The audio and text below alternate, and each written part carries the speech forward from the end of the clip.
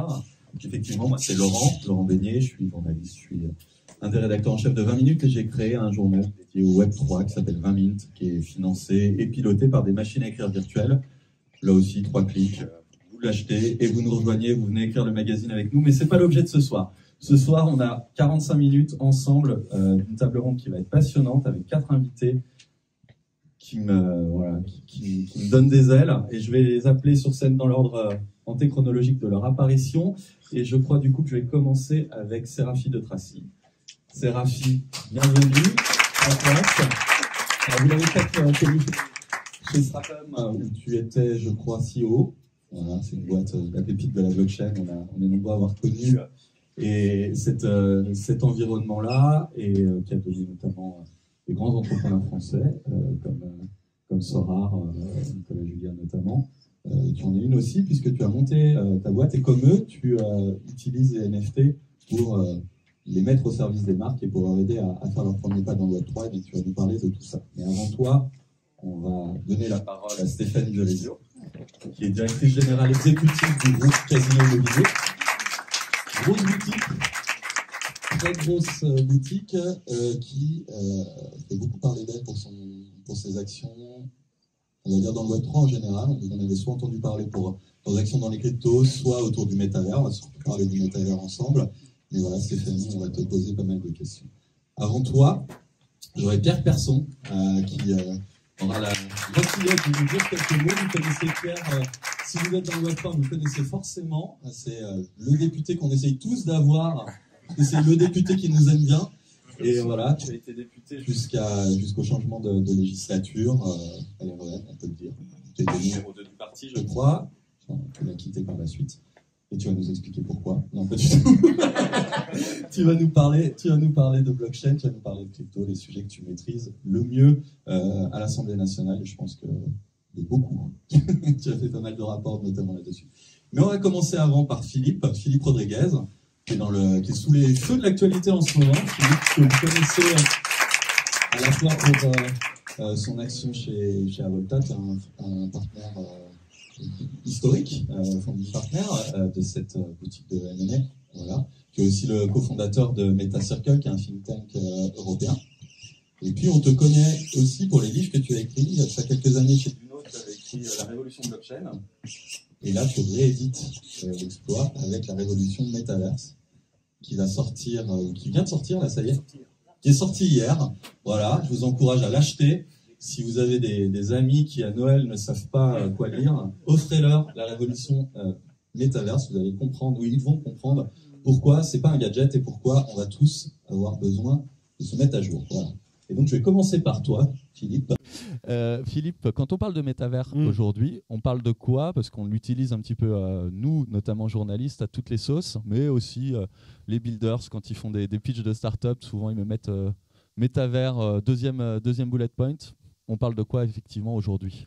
C'est un concept qui est un petit peu large et qui est encore à définir hein, pour tout dire. Hein. Je ne suis pas sûr qu'on ait une définition précise de ce que c'est. On parle souvent d'une sorte d'espace virtuel très immersif qui a un certain nombre de caractéristiques. Il est persistant, il est temps réel, on est capable d'avoir un sentiment de présence. On a aussi le fait que ça soit construit par des communautés. Et l'ensemble de ces caractéristiques fait que en creux, on peut le définir aussi parce que ça n'est pas. Ce n'est pas un jeu vidéo, ce n'est pas simplement une expérience immersive qu'on pourrait avoir. Et donc, voilà un peu comment on peut le définir. C'est quelque chose qui reste à construire, puisque en fait, on pourrait dire que le métavers avec un grand L et un grand M, ça n'existe pas encore tout à fait. Ce qui existe aujourd'hui sont des plateformes qui sont des plateformes de métavers, des plateformes en fait qui vont aller vers cette utopie qui est le métavers. Et il y a une deuxième définition qui est un peu liée à ça, c'est que parfois on entend derrière le métavers la prochaine évolution du web, la prochaine évolution de l'Internet, un petit peu une sorte d'horizon vers lequel on pourrait aller. Alors, quand on dit nouvelle version du web, on entend aussi Web 3. Donc on pourrait se dire quelle est la différence entre le métaverse et le Web 3. Alors, si on est très métaverse-centrique, moi j'entends des gens qui me disent ouais, le Web 3, en fait, c'est un sous-ensemble du métaverse. Et quand on est très Web 3 centrique, j'entends des gens qui me disent oh, le métavers, c'est un sous-ensemble du Web3. En fait, je pense que ni l'un ni l'autre. Je pense, c'est effectivement, et je l'explique dans le bouquin, que finalement, il y a deux cercles qui se rejoignent. Et il y a une intersection, si on fait un diagramme de veine, pour ceux qui font qui ont fait de la stratégie, ils savent faire les diagrammes de veine. Et dans cette intersection, on va retrouver des choses qui sont à la fois Web3 et à la fois métaverse, des expériences qui sont à la fois des expériences immersives avec les caractéristiques que je viens d'expliquer et qui en même temps utilisent les principes du Web3 et qui sont la philosophie du Web3. Et puis on a des choses qui sont très Web3 et qui ne sont pas métaverses. Si on prend DeFi par exemple, DeFi c'est très Web3, mais bon, ça n'a pas trop de rapport direct avec le métavers. Et puis il y a des choses qui peuvent être assez métaversielles au sens des expériences immersives et qui ne sont pas Web3. Moi je rencontre parfois des entrepreneurs qui me disent moi ce que je fais c'est du métaverse mais je ne fais pas du tout du Web3. Donc genre apparemment...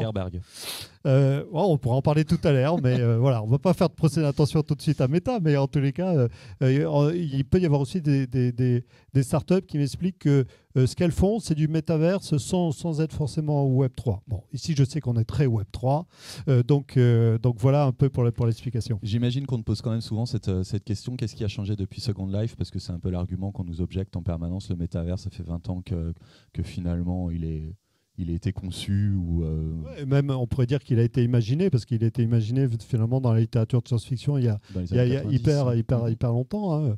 William Gibson en parlait déjà. Il y avait, tu vois, avec le mouvement des cyberpunk. Donc oui, ça existe depuis longtemps. Second Life n'a pas connu une grande expansion par rapport ce qu'on pourrait appeler les proto-métaverses comme Fortnite ou Roblox qui ont beaucoup plus d'utilisateurs que Second Life. Second Life, lorsqu'ils sont arrivés à 1 million d'utilisateurs, c'était sorti partout dans la presse. Je ne sais pas si vous vous rappelez, c'était dans les années 2010, quelque chose comme ça. Et partout dans la presse, on disait, vous vous rendez compte, ils ont atteint 1 million d'utilisateurs. Bon, c'est très peu par rapport à Roblox qui atteint 350 millions d'utilisateurs. Mais dans un rapport, en fait, qui est quand même assez impressionnant.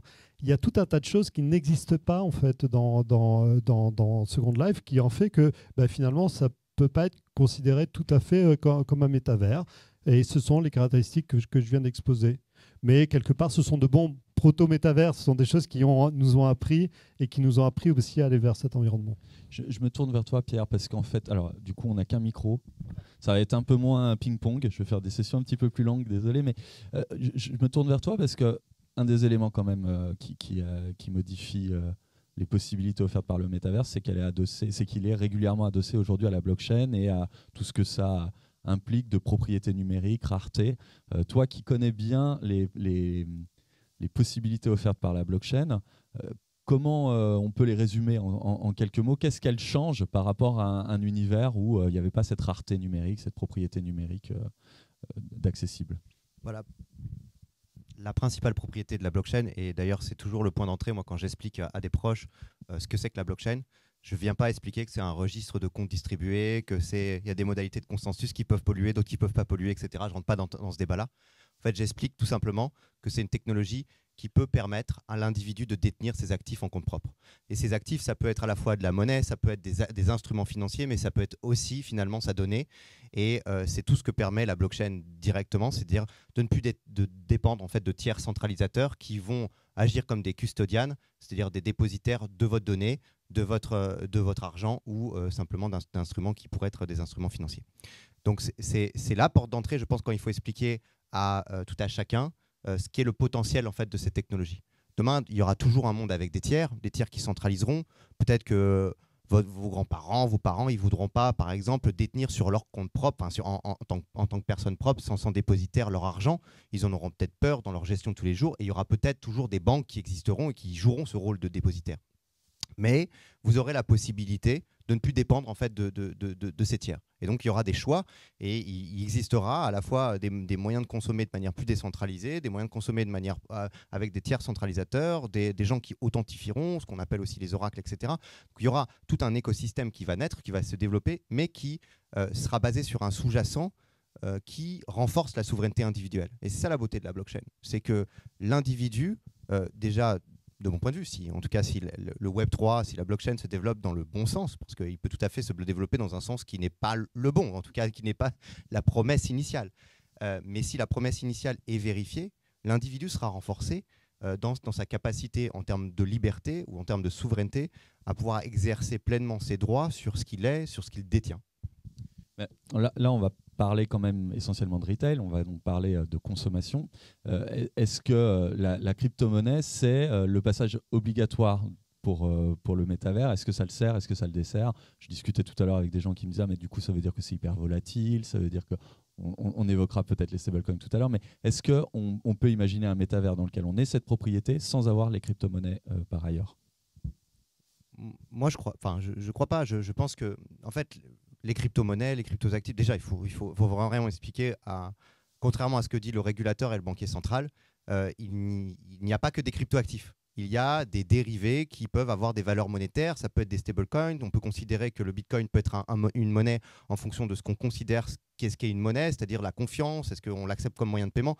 Donc on voit bien que la notion à la fois entre instruments financiers, NFT et monnaie est un savant équilibre entre ce qu'il y a dans l'objet et ce qu'on considère être comme objet.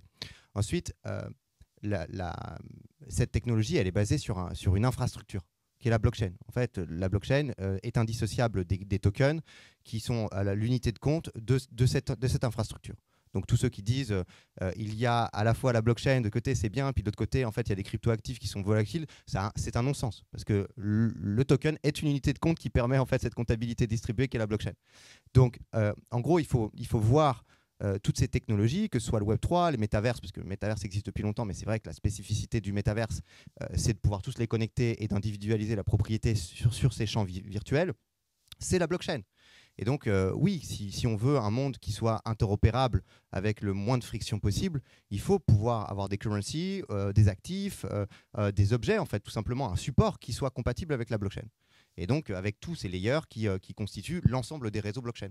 Et donc, considérer que demain, en fait, vous interagirez avec une plateforme NFT pour rentrer dans un plan to earn avec du fiat, bah non, c'est un non-sens. Enfin, demain, vous aurez plus de liquidité, plus de simplicité, et vous utiliserez tant sur la chaîne d'achat, de vente, que de disponibilité de votre actif personnel qui est sur ce Web3, la technologie blockchain. Ça sert à rien comment dirais-je, d'opposer en fait à la fois les cryptoactifs, du Web3, etc. Tout ça forme un tout qui est en fait la technologie sous-jacente et qui est le nouveau réseau de demain de distribution de l'information et de la valeur. Et, je comprends, mais il n'empêche que pour le consommateur, ça fait une monnaie de plus à maîtriser, ça fait ou plusieurs monnaies de plus à maîtriser, ça fait des cours en plus à maîtriser. Je te dis ça parce que je voudrais que Stéphanie puisse nous parler aussi de l'URL, qui est le stablecoin indexé sur l'euro que vous avez lancé, Groupe Casino avec Lug, hein, c'est ça. C'est l'idée que l'unité de compte reste importante et qu'avoir un stable en euros, c'est déjà s'enlever une friction de moins pour amener des gens sur cet univers. Oui, tout à fait. Nous, on est persuadés au sein du groupe Casino que un des freins majeurs aujourd'hui pour l'acceptation, la démocratisation de ces usages, au sens très large, que sont les cryptos, le metaverse, on pourra en parler, mais les NFT et tout cet univers et cet écosystème, c'est plusieurs choses, hein, ces frictions, mais c'est notamment le fait que quand on interroge encore le grand public moins acculturé à ces sujets-là, on nous dit que c'est très dangereux, qu'il y a des failles de sécurité, donc ça c'est un aspect. On nous dit aussi beaucoup, oui mais en fait cette valeur elle vaut rien, elle vaut d'autant rien que même quand on est un peu convaincu qu'il y a un cours qui est intéressant, ça s'effondre, c'est volatile. Comment je fais pour retourner dans le vrai monde avec des vrais euros? Et ça, on pense très fort que bien sûr qu'il va y avoir des crypto-monnaies classiques qui pourront tout à fait coexister et interagir, et je souscris complètement à ce que tu dis, c'est un écosystème global, mais en tout cas on pense que dans cet écosystème global, il est important de pouvoir avoir différents degrés d'acceptation, d'acculturation pour embarquer tout le monde. Sinon ça va rester un écosystème très pratiqué par certaines élites Web3, si je peux vous appeler comme ça, qui comprennent, qui connaissent, qui savent aussi comment se balader là-dedans, quels sont les pièges. C'est quand même encore un peu un Far West et une grande jungle.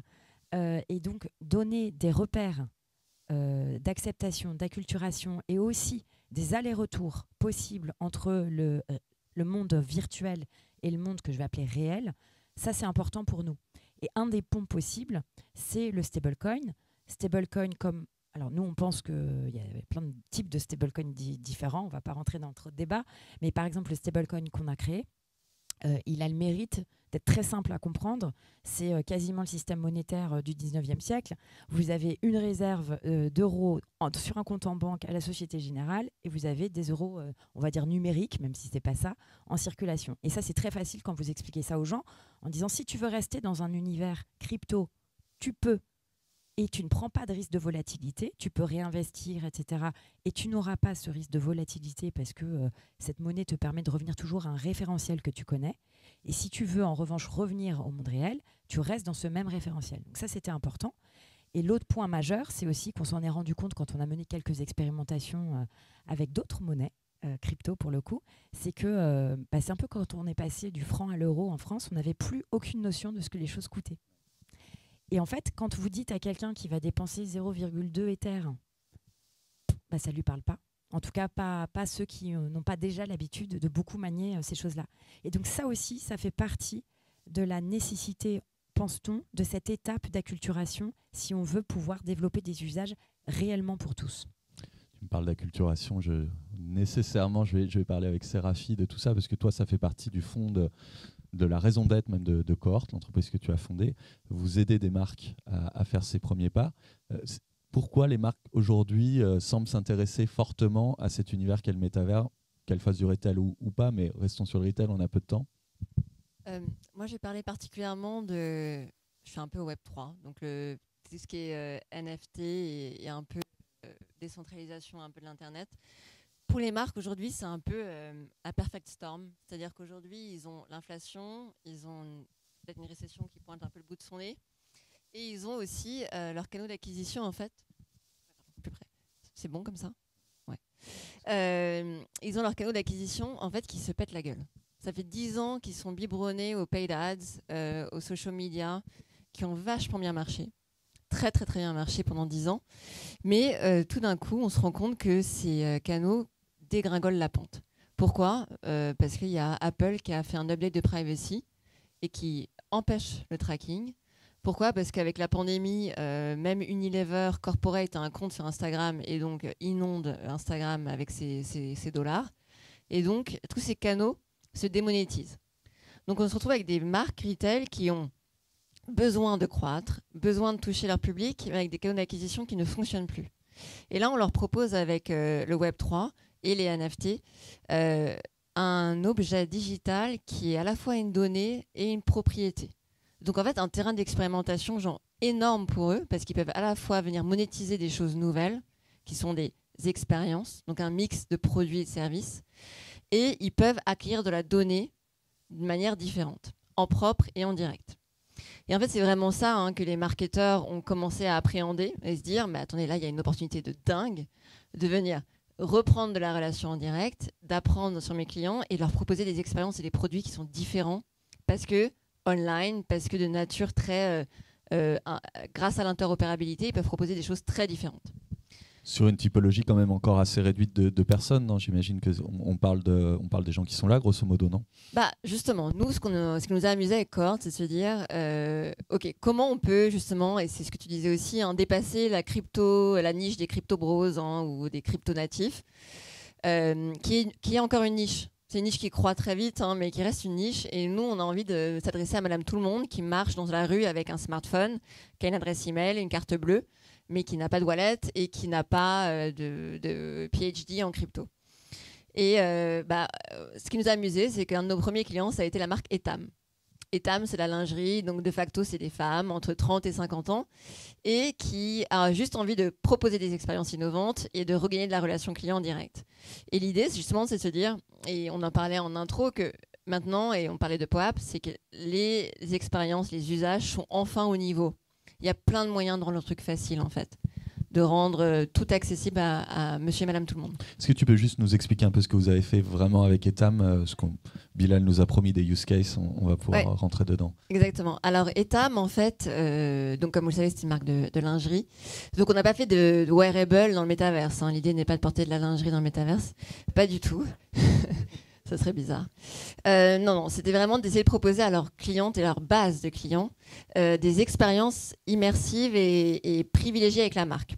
Et donc, ils ont mis en vente en fait des NFT, donc 250, c'est un premier pas, où en fait, ces NFT donnent droit à des expériences extrêmement VIP avec la marque, qui sont un mix de produits physiques et d'avantages VIP et d'expériences vraiment très personnalisées. Et en fait, ça a rencontré son public de manière incroyable parce qu'on les a mis en vente sur leur site. L'idée, c'est que ce soit sur leur site internet, ça devienne partie intégrante de leur offre, comme un produit, comme un body, un maillot de bain, n'importe quoi. Le NFT devient un produit sur leur site et on demande à leurs clients de venir acheter ces expériences comme elles achèteraient un produit. Et l'idée était de permettre ça à monsieur et madame tout le monde, donc via email, avec carte bleue, et de permettre en fait à ses clients et ses clientes de profiter d'expériences extrêmement novatrices qui vont en fait vivre sur la durée. Parce qu'il y a l'achat et après il y a tout ce qu'on va faire avec. Et l'idée d'Etam, c'est de se dire, c'est le début d'un programme d'engagement client très granulaire, très personnalisé. Donc c'est vraiment sur la durée. On va continuer sur les use cases, mais avant, je voudrais juste redonner la parole à Philippe. On t'a pas beaucoup entendu. Je sors du conducteur. Improvisation, folie.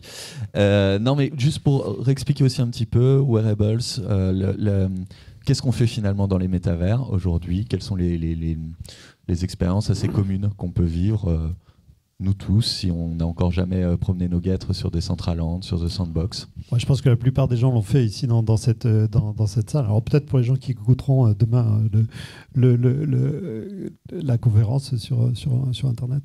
On socialise. Il y a tout un tas d'applications en fait, qui visent simplement à socialiser. Hein. À mon âge, on traînait au flipper, ou on traînait au baby-foot. Maintenant, les jeunes traînent aussi sur Fortnite, où ils traînent en fait dans un métaverse. Donc, c'est pas tant d'y faire quelque chose de très précis, mais c'est simplement pour y retrouver les amis, des amis qui peuvent être distants ou des amis qui peuvent être plus proches. Mais en tous les cas, c'est une façon d'être ensemble et de faire des choses ensemble. Donc, il y a cette notion de socialisation qui est importante, qui est assez différente de celle qu'on a vécue avec le Web 2. Qui, je crois, va faire rentrer beaucoup plus d'émotions, beaucoup plus de présence, beaucoup plus d'interaction un petit peu plus réelle finalement dans le virtuel. On peut y apprendre. Il va y avoir tout un tas d'applications, et il y a déjà beaucoup d'applications pour pouvoir apprendre. Et à nouveau, en utilisant les principes de la présence, en pouvant faire passer des émotions, en apprenant en fait sur des choses qui peuvent être aussi des soft skills et pas seulement du hard skill, ce qu'on a beaucoup utilisé dans le Web 2. Ici, grâce en fait à ces possibilités de présence, on va pouvoir travailler aussi les soft skills, c'est-à-dire le leadership ou simplement apprendre sur des sujets qui nécessitent de faire passer beaucoup plus d'émotions. J'accompagne une entreprise dans le domaine qui s'appelle Mainbot, c'est l'occasion de faire un peu de publicité, et qui crée en fait un projet extrêmement ambitieux qui s'appelle le Winkiverse et qui est un métaverse éducatif, tu en as entendu parler, qui ont vraiment un projet incroyable dans lequel ils sont en train de travailler sur ces sujets-là. On va pouvoir aussi travailler, parce que je pense en fait qu'il y a toute une notion aussi du métaverse qu'on oublie, qui est le métaverse au travail. C'est de pouvoir collaborer, pouvoir interagir avec un jumeau numérique, digital twin en anglais, dans lequel on va pouvoir manipuler une usine ou manipuler une construction, un architecte. Et évidemment, on va pouvoir aussi vendre. Comme vous le mentionnez, ou au moins créer des connexions avec ces communautés d'acheteurs. Donc l'ensemble de ces scénarios deviennent possibles. On y voit différents use cases. Quelle va être la killer application, celle qui va pouvoir donner beaucoup d'adhésion en fait à la totalité du métavers? Je ne sais pas. Peut-être une application de méditation, peut-être des cours de Zumba qu'on va vouloir faire tous absolument sur le métaverse, peut-être un petit peu de tout ça. Mais en tous les cas, il y a beaucoup de promesses qui sont faites. Je pensais que tu allais davantage me parler de jeux. Est-ce que c'est le driver ultime quand on est une marque et qu'on veut se lancer dans le métavers? Est-ce qu'il ne faut pas commencer par faire jouer les gens?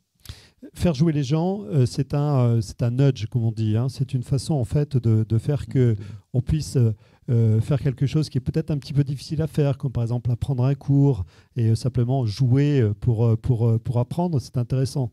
Donc, c'est ce qu'on appelle le play to learn. Hein, jouer pour apprendre. Et ce nudge-là, on peut continuer à le faire vivre auprès d'une génération Z qui adore jouer en ligne. Ça peut avoir du sens, effectivement, d'essayer de vendre ou de faire apprendre ou de socialiser en utilisant le jeu. Mais le jeu est un vecteur qui fait partie, en fait, de la culture du métavers, finalement. Stéphanie, la transition est toute trouvée. Tu as joué, non? En tout cas, je sais que tu étais sur Second Life il y a de ça quelques temps. Alors, ça me rajeunit pas. Hein. Bon.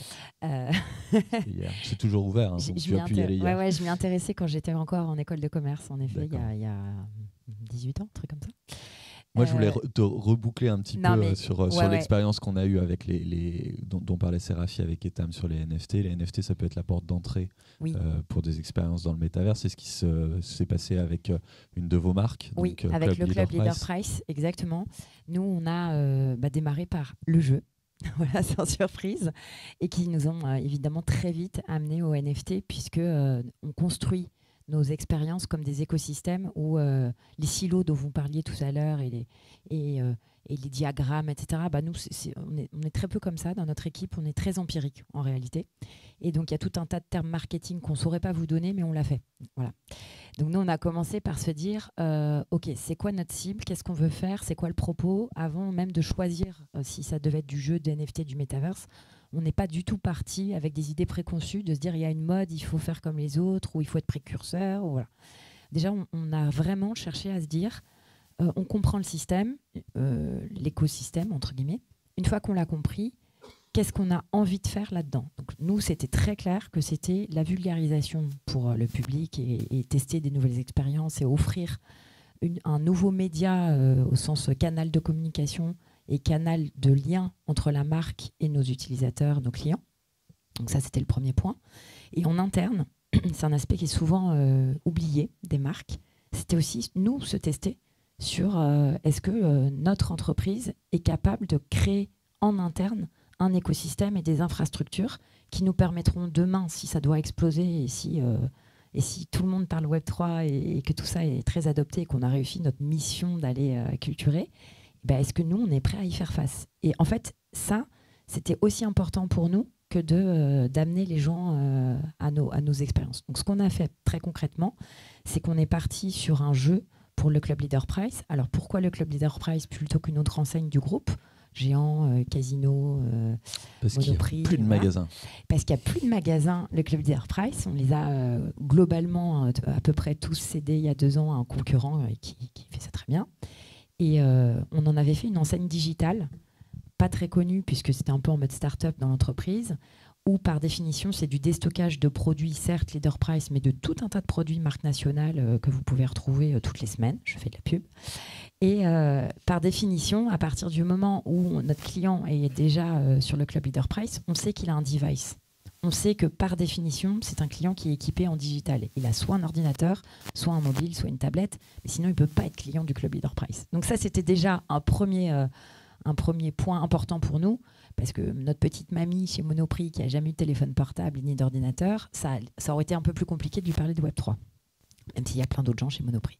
Donc on a commencé par ça et on s'est dit aussi, c'est un bon test pour nous aussi d'apprendre avec quelque chose qui est un peu plus petit en termes d'envergure, de taille et de complexité d'entreprise, parce que si on arrive à faire du petit, on grandira et on proposera aussi aux autres enseignes.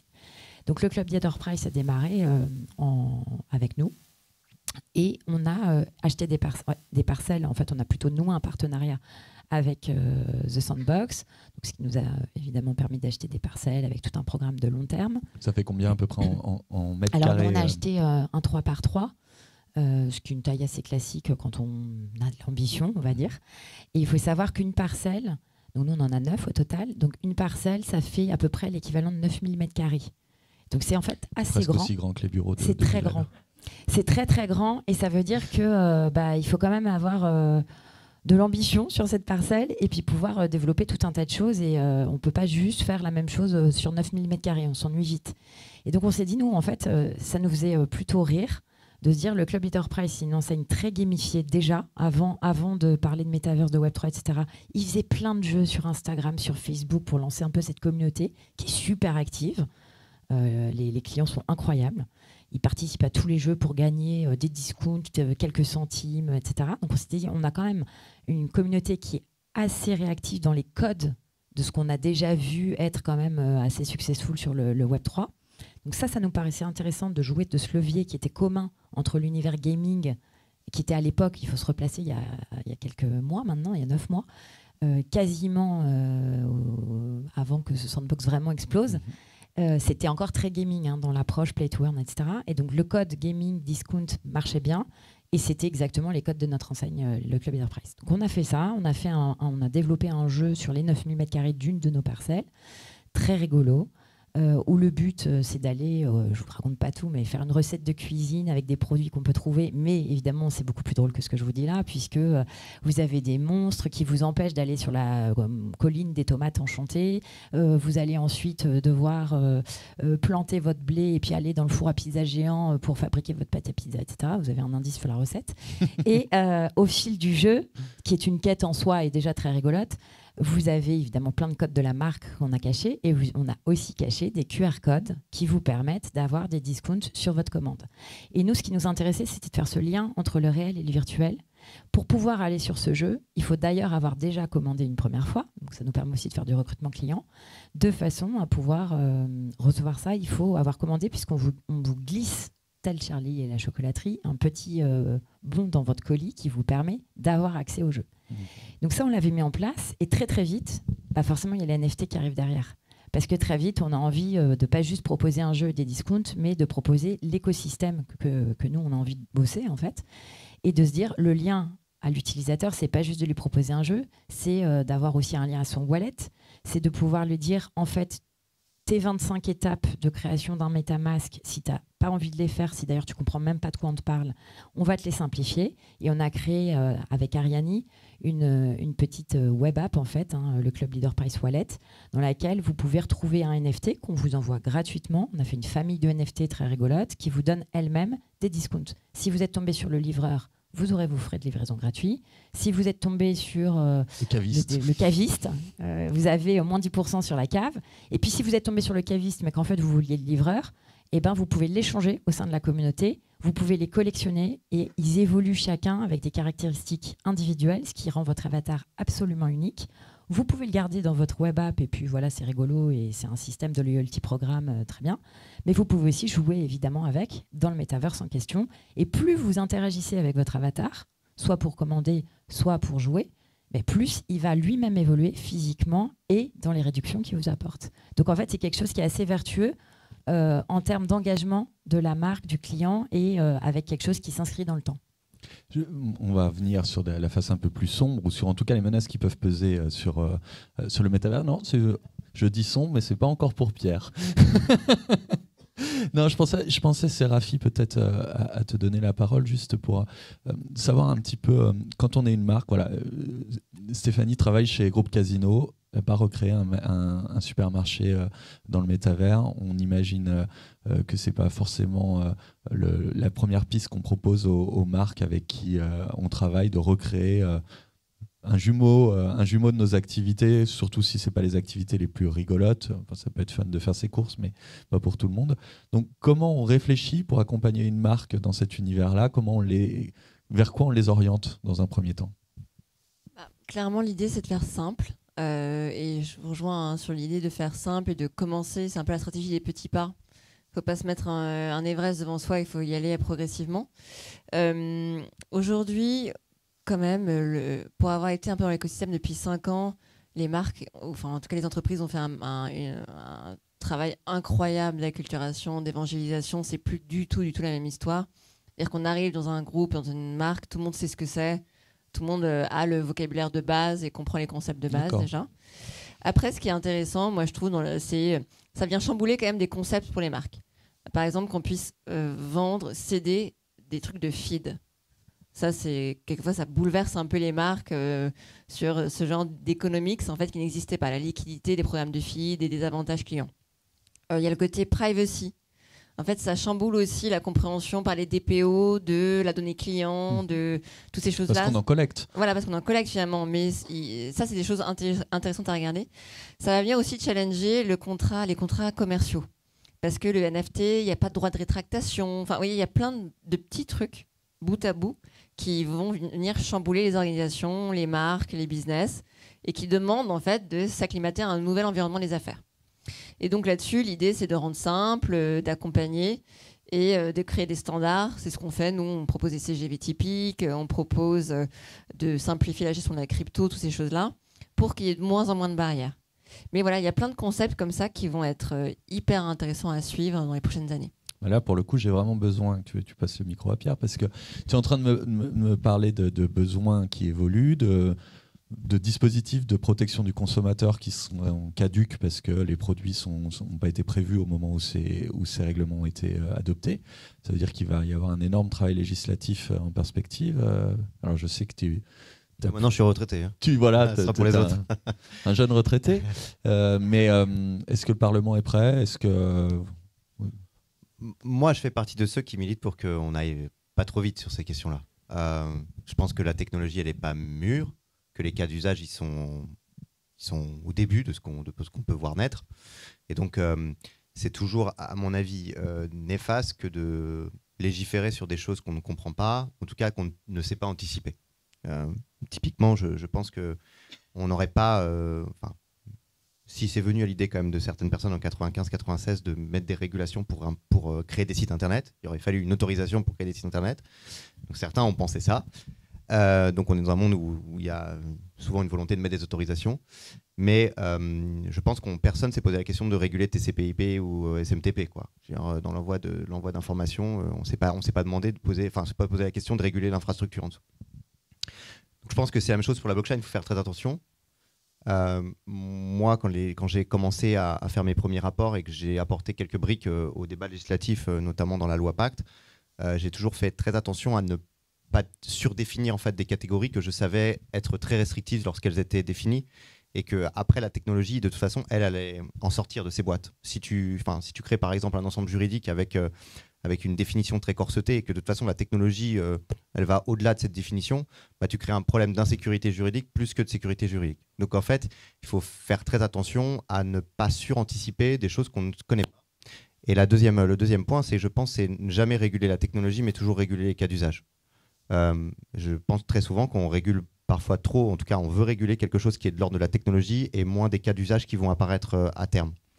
Et ça, c'est à mon avis une problématique d'approche que beaucoup de régulateurs et de législateurs ont parce qu'ils veulent toujours dominer en fait, le sujet. Sauf qu'il faut comprendre que dans l'innovation, on ne sait pas dominer les choses. Certains l'ont écrit il y a 150 ans, en tout cas un monde qui laissait préfigurer ce qui est en train de se passer là. On voit où ça va tendre, on voit quels sont les débats politiques, philosophiques, sociaux, etc. qui vont émerger.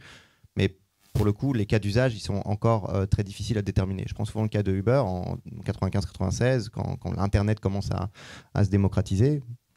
On était loin d'imaginer qu'en fait, on allait avoir une rupture d'égalité entre une forme de rente qui était les taxis à l'époque, en tout cas un monopole régulé, et en fait des nouveaux entrants qui passaient par une plateforme qui elle-même devrait être régulée parce que salarié ou pas salarié, en tout cas, elle prend un fees extrêmement important sur les personnes qui utilisent cette plateforme. Donc, ça pose plein de débats, mais on ne pouvait pas les anticiper en 95 et en 96. Donc, il faut faire très, très attention, de mon point de vue, à être au bon niveau, quoi. C'est-à-dire regarder ce qui est aujourd'hui, ce qui va se passer. C'est-à-dire déjà, il faut avoir de la vision. Le politique, il doit avoir la vision, et le politique en manque cruellement. Le politique ne se projette pas, donc le politique reste dans son couloir qui est l'instantané. Et donc ça, c'est un problème parce qu'il ne se projette pas. Et de chose, il veut toujours tout contrôler. Alors même qu'aujourd'hui, dans le droit de la consommation, dans le droit civil en général, en fait, tu peux y appliquer plein de cas d'usage des cas d'usage qui aujourd'hui existent dans la crypto, tu peux les faire valoir dans des cas de droit positif. C'est-à-dire qu'il y a aujourd'hui la matérialité, il y a l'objet juridique qui est suffisant. Tu n'as pas obligé de rajouter des couches, quoi. Donc demain, certainement qu'il y aura des cas d'usage financiers ou dans la vie de tous les jours, retail, qui nécessiteront peut-être de rééquilibrer certaines choses. Je parlais notamment des contrats.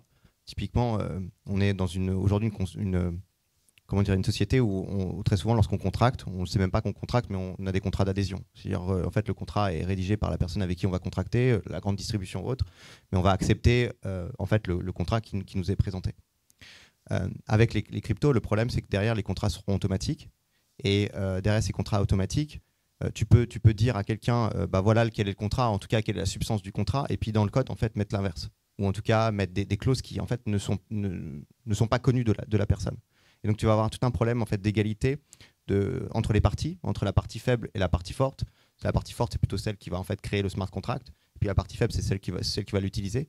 Et donc, tu vas avoir des ruptures d'égalité qui vont être extrêmement fortes dans un monde où, à mon avis, cette révolution qu'est le Web3 va quand même apporter à la fois plein de bienfaits parce qu'elle va rabattre les cartes, mais elle va quand même créer, de mon sens, des vrais en fait, dans la compréhension dans nos sociétés de ceux qui utilisent ces objets, enfin en tout cas ces moyens de la bonne façon. Typiquement, ce que je regarde moi et quand je travaille beaucoup sur ce sujet de finances décentralisées, de comment est-ce qu'on crée aujourd'hui des organisations totalement décentralisées avec des business models qui sont peut-être plus justes que les organisations centralisées.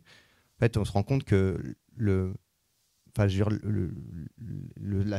seule frontière, c'est l'imagination. Parce que tu peux imaginer des business models qui sont juste époustouflants en termes de complexité, mais aussi en termes de justice, etc. Mais celui qui va utiliser ces protocoles, qui va utiliser en fait, ces services, demain, il a nécessairement besoin d'être protégé quand même par le régulateur. Et c'est peut-être pas un régulateur financier, en tout cas, c'est un régulateur qui doit entreprendre ce changement, se préparer, parce qu'il y aura très certainement en fait, un besoin de protection qui aujourd'hui n'existe pas, en tout cas pour lequel le régulateur n'est pas du tout préparé. Est-ce que le cadre étatique, c'est la bonne dimension, c'est la bonne échelle? On parle finalement d'usages qui seront par définition transfrontaliers, enfin en tout cas qui ne sont pas régis par telle ou telle législation nationale. Comment on fait du coup pour protéger un consommateur dans un métavers si on n'arrête pas de dire par exemple que The Sandbox c'est français? Non. Donc comment on fait si jamais le caviste de Stéphanie finalement ne donne pas mes 10% pour ma foire au vin?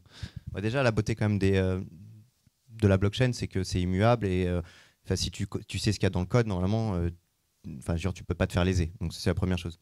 Ensuite, c'est en effet totalement extraterritorial. C'est pour ça que réglementer à l'échelle française et même parfois européenne, c'est un vrai sujet.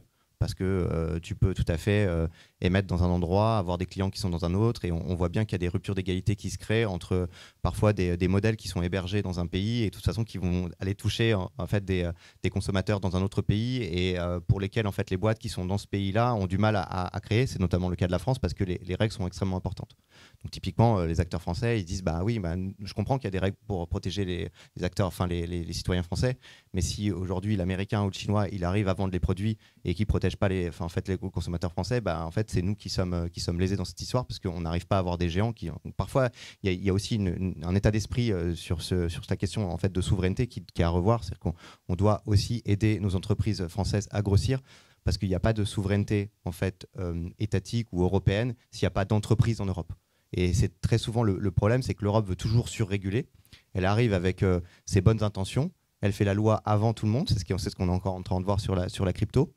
Les Américains, ils attendent vraiment ce qu'on est en train de faire, donc ils regardent en fait avec envie le fait qu'on est en train de réguler, parce qu'ils savent en fait comment on va mettre nos pions.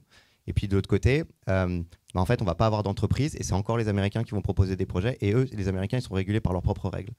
Donc c'est bien beau, on aura créé de la norme, mais cette norme ne s'appliquera pas sur des acteurs français, pas sur les acteurs américains surtout. Et donc on va encore avoir un déséquilibre comme on a pu le voir sur les GAFA.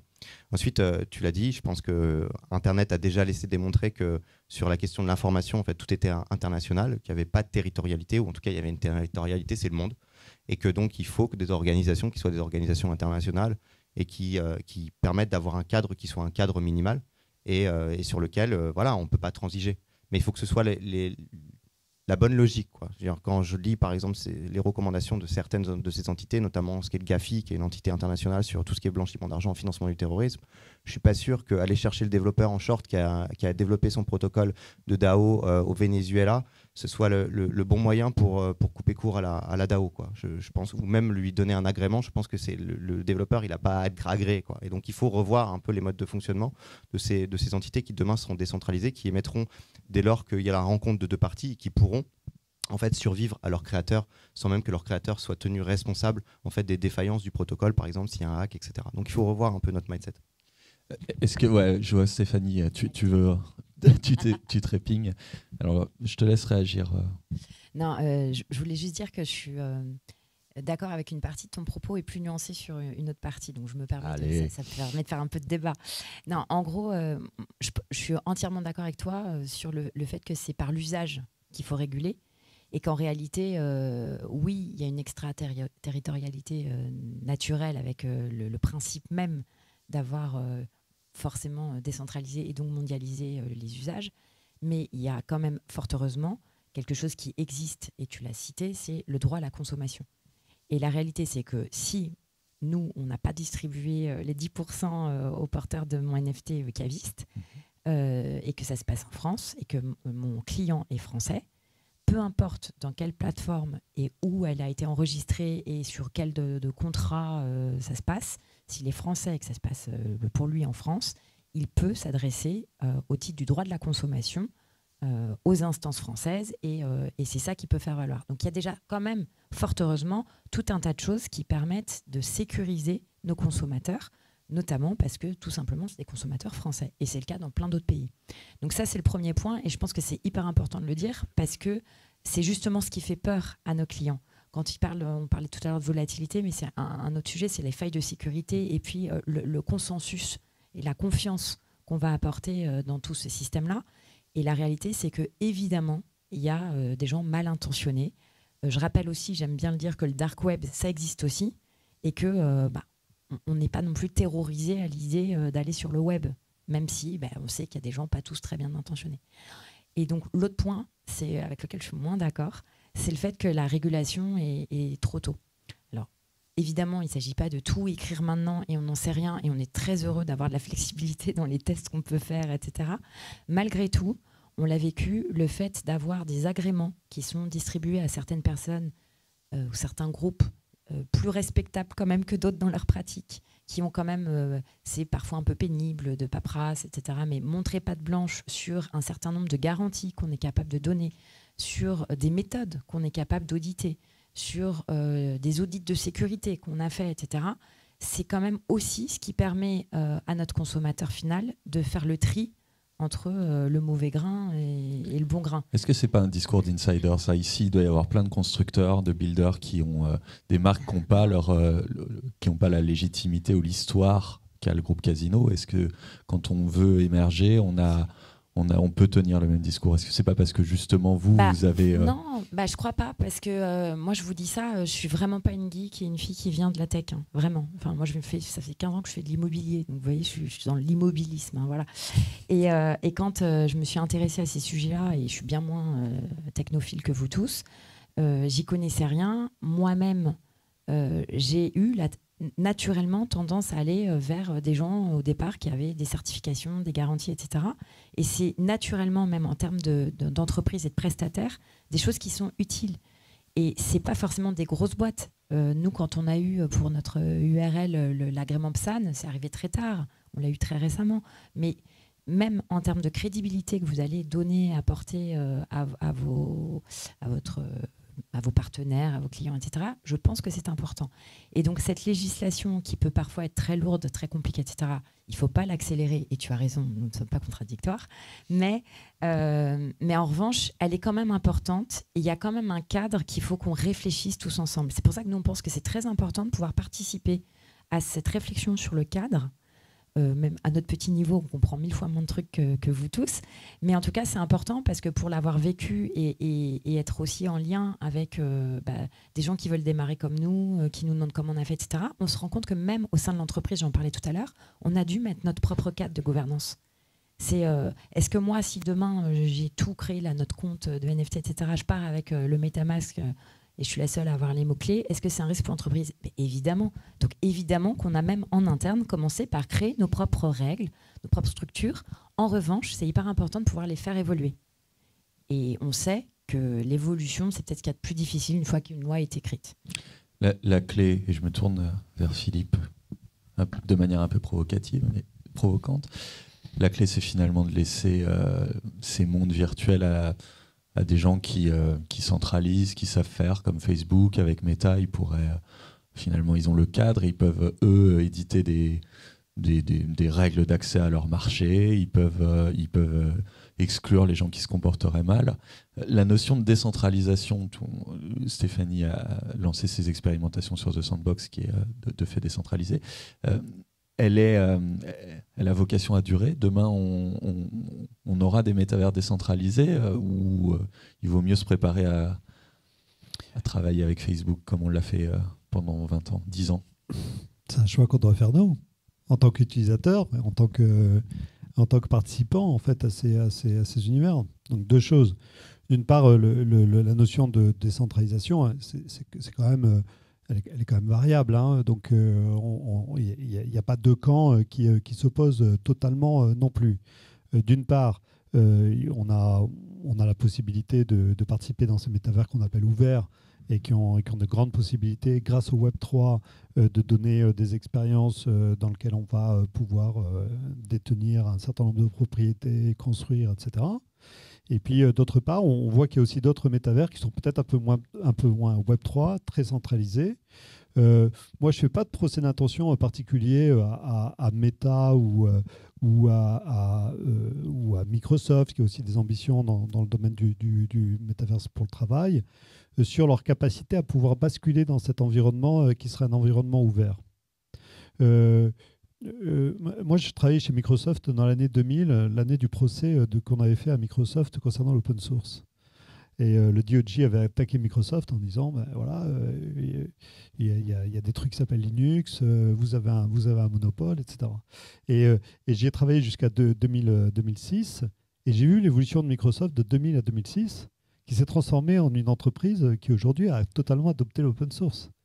Parmi ses développeurs, dans les codes logiciels, dans la façon dont elle distribue ses logiciels. Donc, je m'aperçois en fait que ces grandes plateformes peuvent aussi, peut-être que je rêve, mais je pense qu'elles peuvent aussi changer parce qu'elles peuvent sentir auprès des utilisateurs une pression, un mouvement, une volonté de créer peut-être un métavers et un Internet différent, qui soit plus un bien commun numérique. Un bien commun numérique comme peut l'être Wikipédia ou comme l'était, vous l'avez mentionné tous, les infrastructures de l'Internet, elles le sont toujours. Et c'est peut-être celui-là dont on rêve, c'est-à-dire d'un environnement qui soit partagé par tous, géré par tous et utilisé par tous. C'est peut-être un rêve, mais très franchement, je pense que ce rêve est à portée, mais c'est nous qui devons décider vers où on va. On s'est beaucoup parlé de métavers 2D, et quand on est dans l'immersif, la personne qui détient ou qui construit le casque a quand même un poids sur le device. On l'a connu aussi avec les smartphones, et quand même celui qui le possède a le poids d'imposer beaucoup de normes. C'est pas quelque chose qui t'inquiète. J'entends ton discours sur le don't do evil finalement de ces entreprises-là, qui ne sont pas nécessairement animées de mauvaises intentions, mais enfin il y a quand même cette espèce de prophétie du fondateur d'Epic qui disait qu'on va concentrer quiconque a la main mise sur l'univers virtuel le plus utilisé par les habitants de la Terre, a un pouvoir qui n'a jamais été réuni en des mains uniques, quoi.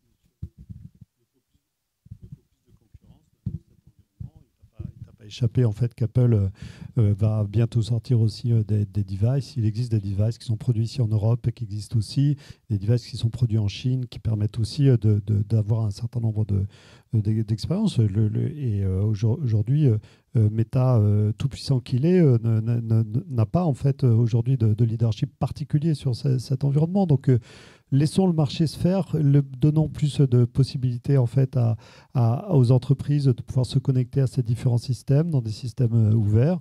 Moi, je suis assez positif sur ce sujet. Voilà, je pense qu'il y a... Je vois pas forcément en fait d'intention mauvaise de la part d'une entreprise plutôt qu'une autre, mais je crois simplement que nous, les citoyens, les utilisateurs, on doit choisir vers quoi on va, comme les gens qui ont utilisé au début Wikipédia ont décidé de contribuer, ont décidé de faire vivre Wikipédia. Tu dois donner peut-être de l'argent à Wikipédia, j'en donne tous les ans, et c'est comme ça aussi qu'on a pu créer cette encyclopédie. Et je pense qu'on doit tous participer dans ce qui nous paraît juste et moins participer dans ce qui nous paraît injuste. Moi, j'ai envie de donner le mot de la fin à Séraphie. J'imagine que tu projettes tes marques les marques que tu accompagnes sur un univers, sur un horizon de temps assez long. Qu'est-ce que tu attends avec impatience pour pouvoir construire la suite? Je pense qu'on est au tout début effectivement d'un voyage. Et nous, ce qu'on attend, c'est ce qu'on appelle le token gating.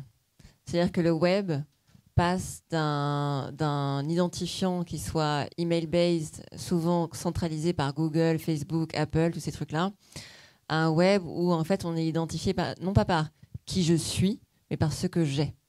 Et ce virage-là va en fait ouvrir des opportunités énormes. Et donc on voit que c'est en train d'arriver. On a des géants du web comme Shopify qui a token gaté tous ses sites commerçants. Donc ça veut dire pouvoir lire des wallets et voir les NFT, les cryptos qu'on a pour personnaliser l'expérience client. On a Meta aussi qui s'y est mis. Il y a plein de réseaux sociaux qui s'y mettent. Il y a Salesforce aussi qui s'y est mis. Et ça va ouvrir des opportunités énormes. Donc en fait, c'est pas dans 5 ans. Je pense que c'est vraiment imminent. Donc nous, on prépare les marques à cette opportunité énorme. Ok, le futur c'est maintenant, les questions aussi. Je vais me lever. Voilà, question premier rang, ça m'arrange. Bonsoir. Question pour Stéphanie et Séraphie. En fait, non, c'était sur. Est-ce qu'il y a des métriques que vous pouvez partager? Ça veut dire base de la base de leader price et puis voilà, des chiffres et pas des vanity metrics, des metrics tout court. Alors moi, je peux vous donner des chiffres sur l'expérience Etam parce qu'elle est très grand public, donc elle parlera. Ce qui est intéressant, Etam, il voulait voir 3 trucs. C'est est-ce que ce genre d'expérience intéresse Madame Tout le Monde? Est-ce qu'elle est vraiment accessible? Et est-ce que les gens ont envie de plus? Et en fait, ce qui est intéressant, c'est que pour un NFT, ils ont eu plus de 100 demandes. Donc il y a un rapport qui est énorme entre le désir et ce qu'il y avait de disponible. Donc il y avait vraiment une envie. Est-ce que c'est accessible? 95% des gens l'ont fait sans support. Donc ils ont réussi et c'était vraiment Madame Tout le Monde, à Paris en région, sans différence. Et est-ce qu'il y avait envie de plus? Encore, ils ont fait des appels téléphoniques pour savoir si les clients étaient intéressés par les expériences et c'était extrêmement positif parce que les clients se sentaient vus comme une personne individuelle et engagée dans quelque chose de très personnalisé. Donc oui, sur des petits échantillons pour l'instant, mais des retours clients qui sont très bons. Alors nous, globalement, comme les expériences qu'on mène ne sont pas toutes finies, on est encore au milieu. Par ailleurs, on a une culture assez peu partageuse de métriques, mais je vais essayer de vous en donner quand même quelques-uns. Voilà. Je ne vais pas vous laisser frustrer. Je vais vous parler d'un truc dont on a peu parlé jusqu'ici, qui est une expérience tout petit échantillon, mais qui illustre bien, je pense, des logiques un peu comparables. Il y a même pas un mois, le 8 septembre, je crois que c'était un truc comme ça, on a lancé pour une de nos petites enseignes qui s'appelle La Nouvelle Cave, qui a 2 magasins à Paris et qui est caviste, des NFT pour des bouteilles de bon vin, des grands crus classés, je vais y arriver. Caisse ou bouteille directement, où on pouvait offrir sur le site internet, on pouvait soit commander directement des bouteilles, etc., soit il y avait quelques sélections de NFT où vous pouviez acheter votre NFT qui vous donnait droit plus tard à recevoir quand vous le souhaitez, où vous le souhaitez, votre bouteille à l'instant où vous le souhaitez. Ce qui permet sur des consommations de ce type-là d'avoir du stockage de votre bouteille dans des très bonnes conditions, mais aussi On sait que ça peut être des biens spéculatifs, hein, le vin, de le revendre 15 fois si vous voulez et que la bouteille ne fasse pas 15 envois. Voilà. Ben ça, c'est parti en même pas une semaine. Alors, il n'y en avait que 15, c'est pas beaucoup. Mais enfin, la nouvelle cave, c'est pas non plus l'enseigne la plus connue. Et c'est très vite parti. On peut aussi vous dire qu'on avait minté il y a...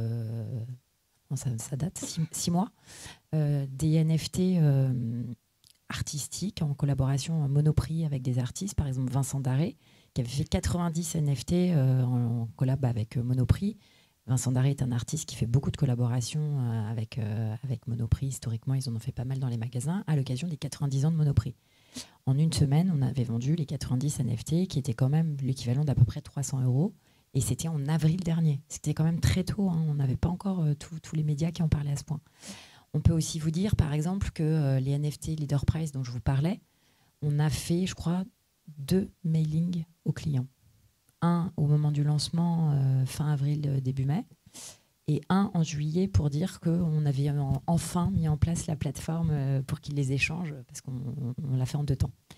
Et ben, avec seulement ces 2 mailings, on en a envoyé plusieurs centaines qui ont été réclamés et qui ont un taux d'engagement très supérieur à ce que vous pouvez avoir sur d'autres types de promos. Parce qu'après, on peut voir aussi si c'est utilisé ou pas. Donc, ça, c'est pas fini, parce que c'est des tests qui sont pas finis. On n'a pas encore été au bout de l'opération. Mais déjà, c'est très encourageant. Alors, c'est des petits échantillons, comme toi, Séraphie, on fait des tests. Mais pour l'instant, c'est plutôt pas mal. On a aussi lancé une borne en magasin pour acheter en moins d'1 minute des NFT sans wallet, sans crypto. Voilà. Et là, c'est plus qualitatif ce que je vais vous dire, mais c'était incroyable. On avait des dames de 50 ans qui étaient venues pour faire leurs courses, qui nous disaient « j'ai jamais entendu parler de ça ». On avait mis des ateliers à côté pour expliquer ce que c'était. Donc déjà, il y a 87% des gens qui sont passés par l'atelier qui nous ont dit après qu'ils allaient suivre l'univers Web3 et que ça y est, ils avaient compris.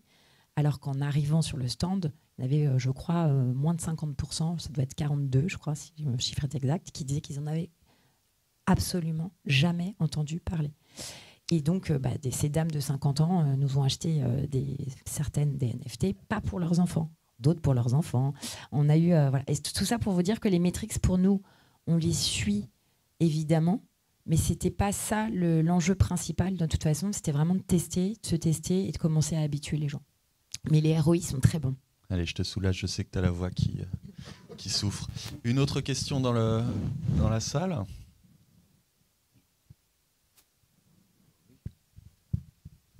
Sur le même thème, bonsoir. Je me demandais comment vous choisissiez le choix du métaverse pour vos clients ou quand vous êtes parc. Et je vous pose cette question-là parce que depuis quelques jours, il y a la nouvelle alpha de Sandbox. Et curieusement, toutes les expériences qui sont ouvertes tous les soirs, des expériences différentes, c'est très rare de trouver des marques. Je prends Carrefour par exemple, le gars, tout le monde attend Carrefour, qu'est-ce qu'il va faire hein? Et en fait, on a des IP, on a du Walking Dead, on a du Schtroumpf, mais on a rarement des marques. Alors vous avez fait une expérience intéressante. Quel est le... Ouais. Non, je fais vite. Comment on a choisi? Alors déjà, au tout départ, on s'était interrogé quand même sur aller vers des univers plus gaming, parce qu'à l'époque, il y avait Axie, Roblox, etc. Donc c'est des choses qu'on avait regardées et on a décidé de ne pas y aller, puisque le but pour nous, c'était de s'adresser à tout le monde et de ne pas aller sur une niche Web3 qui était, entre guillemets, pas facile. C'est pas parce que c'était facile, mais que c'est surtout parce que c'était pas ça qu'on voulait faire. C'est pour ça qu'on a plutôt été sur Sandbox et Decentraland. Ensuite, nous, le jeu est prêt depuis le mois de mars. Il y a plein d'images qu'on a pu diffuser. On a un influenceur sur Twitch qui a pu le tester pendant 4 heures, qui était ravi, nous aussi. Pour autant, on n'a pas pu être publié pour le moment, puisque The Sandbox, et c'est bien normal, et eux sont eux-mêmes en période de scale-up, on va dire, et donc choisissent des expériences qui correspondent à des critères qui se sont fixés. Donc nous, on a co-construit avec eux, ils ont été très impliqués et vraiment très supportifs à nos côtés sur l'expérience qu'on a créée. Donc vraiment, c'est pas du tout une critique ce que je vais dire là, mais pour autant, c'est pas parce qu'on construit ensemble que ça donne un sésame automatique. Pourquoi? Parce qu'ils sont très forts et ils ont décidé d'avoir des lignes éditoriales. Et donc les lignes éditoriales qu'ils ont, elles sont très claires. C'est une expérience pour l'instant sur les alphas qui est plutôt mondiale. Donc vous comprenez bien qu'avec le Club Leader Price, je n'ai pas une expérience mondiale. Et qu'il y a aussi d'autres types de critères qu'ils peuvent vous donner. Ce n'est pas à moi de parler pour eux. Mais globalement, ça, c'est encore aujourd'hui un frein pour le fait que n'importe quelle marque peut y aller. En fait, on peut se préparer, mais malheureusement, on ne peut pas forcément être publié comme on le souhaite. Et nous aussi, on a analysé du coup qui y est. Et on a aussi pu constater, et il vous l'explique très bien, qu'il n'y a d'ailleurs pas beaucoup d'entreprises françaises. La seule entreprise française au moment du lancement de l'Alpha 3, c'était Ledger. On est très heureux, Cocorico, mais ce n'est pas tout à fait ce qu'on entend par marque française. Voilà. Et donc, ça montre aussi que eux vous disent, en fait, les Français ne sont pas encore prêts à ça parce que le monde français n'est pas encore acculturé. Donc, c'est un peu l'œuf ou la poule. Et c'est pour ça que nous, on n'attend pas. Finalement, on fait les NFT, on fait d'autres choses quand même. Et on fait des ateliers en magasin, partout, dès qu'on peut, pour acculturer, pour qu'enfin, on soit tous prêts à sortir des trucs ensemble. On prend une autre question. Il y a des mains qui se lèvent, c'est comme aux enchères si vous levez la main. Ouais.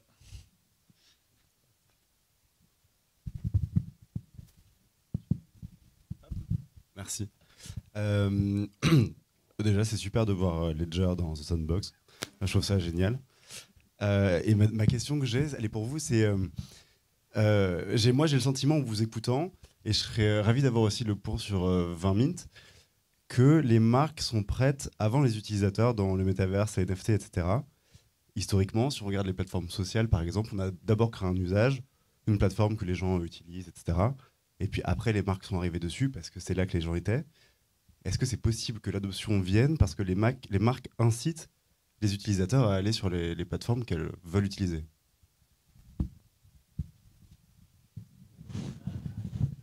C'est un bon point. C'est est-ce qu'effectivement, il y a une vraie demande du consommateur? Moi, je trouve qu'on est un peu comme au début de l'e-commerce. Je trouve que ça ressemble beaucoup à ce qui s'est passé au tout début de l'e-commerce où en fait, beaucoup de marques, en tout cas les premières marques se sont lancées avec un premier store où il n'y avait pas forcément une profondeur incroyable. C'était juste pour être là et pour répondre aux early adopters. Sauf que la vague d'adoption, elle est venue tout d'un coup et ceux qui étaient là, ils ont pris la vague. Ceux qui n'étaient pas là, ils l'ont clairement raté. Et donc il y a ce jeu un peu de arriver un peu trop tôt ou trop tard et on est un peu là-dedans, on est pile au moment où on commence à voir la vague qui décolle. Et nous, de notre côté, c'était pas exactement ce qu'on avait en tête. Nous, c'est les discours de Pierre qui nous ont incités à nous lancer. Non, mais blague mise à part, c'est un peu ça, c'est qu'on se rendait compte qu'il y avait à l'époque c'était Mika, je crois, il y avait des textes de loi en préparation, il n'y avait aucun débat public. Et modestement, on voulait essayer de... tout seul, on savait que c'était mort, mais voilà, peut-être que d'autres allaient avoir l'envie aussi d'inciter les gens à se faire une idée sur tout ça, parce que quelle qu'elle soit, il faut avoir une idée là-dessus.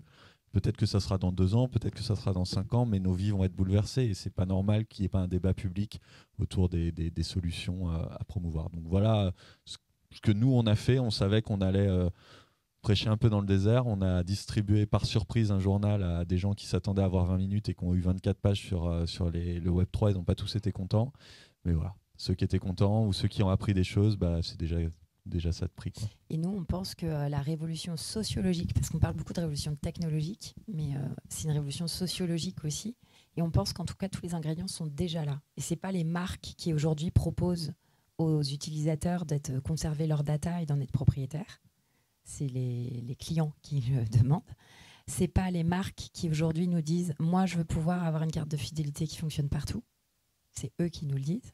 Ce n'est pas les marques qui proposent des logiques d'aller en omnicanal, parce que Dieu sait que c'est dur pour nous, l'omnicanal, et que personne n'a encore vraiment totalement craqué le modèle, mais par contre, c'est une demande permanente.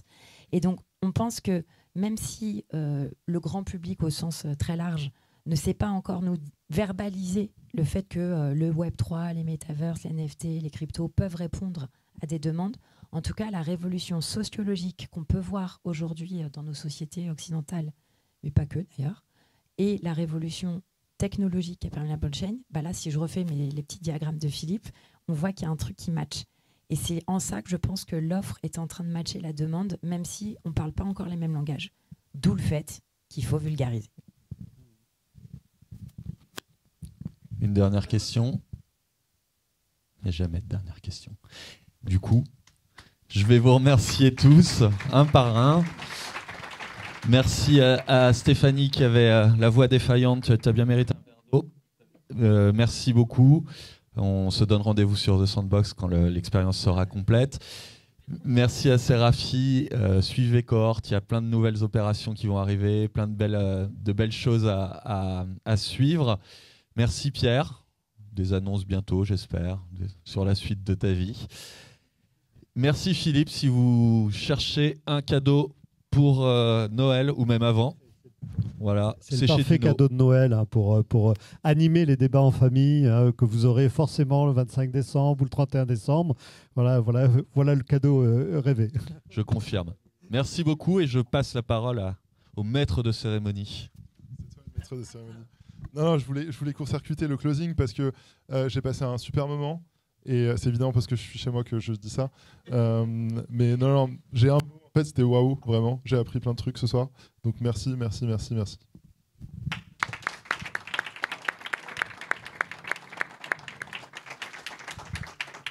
y a le cocktail à côté, je sais que c'est ce que tout le monde attendait.